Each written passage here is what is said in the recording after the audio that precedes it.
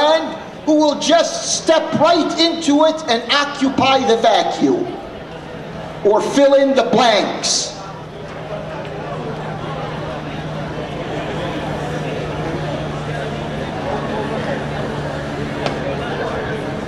It is sometimes consoling to hear that there are still some people who can see things as they are.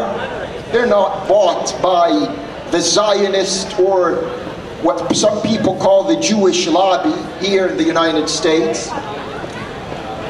The grandson of Gandhi, now this is not a Muslim, he's not a Jew, so he can't say he's here or there on this issue.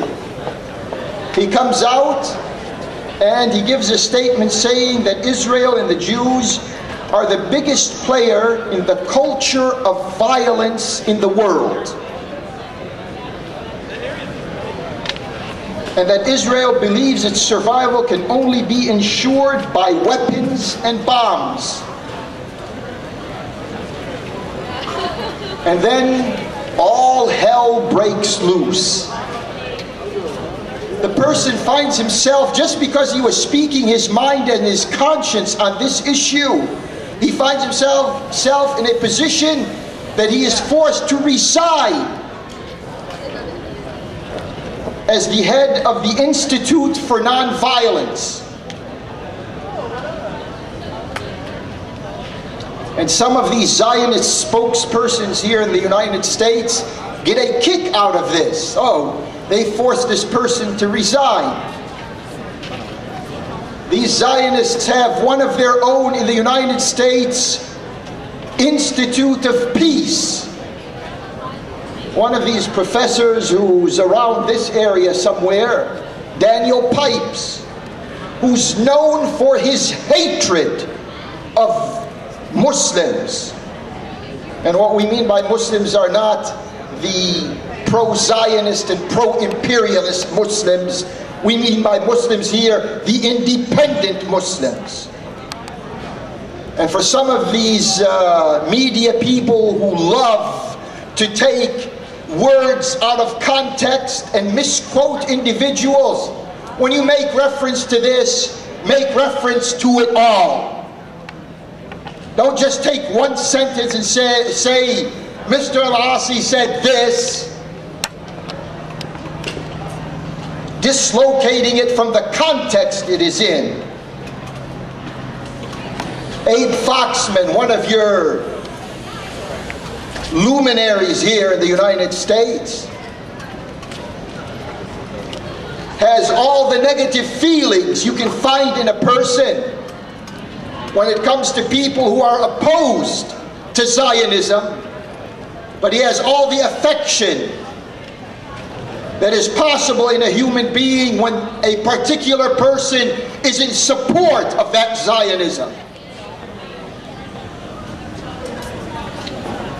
The United States here, we're in the United States, we're not in Palestine, we're not in Israel. We're here in the United States.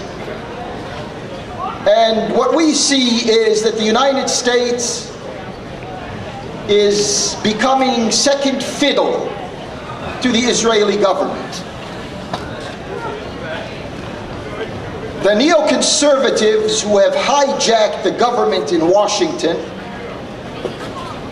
wanted war in that area, and they got the war that they wanted. And for that war, almost 4,000 American souls, just like you and me, have died over there for what? You ask they told us there's weapons of mass destruction there. There's a relationship between the government there and Al-Qaeda, and after all of these years, we know that these are lies. Actually, there are people who counted these lies. 935 lies that got us into this war. And who is comfortable with this war? I want to hear the answer in your heart and in your mind. We're an educated class of people here. We're not speaking to the riffraff of society, so to speak. Who stands to benefit from this American-imposed war on peoples thousands of miles away from the United States, who have done no harm to this country. Of course, it's the Israelis. If you don't have the courage to say it, I'll say it for you. It is the Israelis who are benefiting from the American blood that is shed in those lands,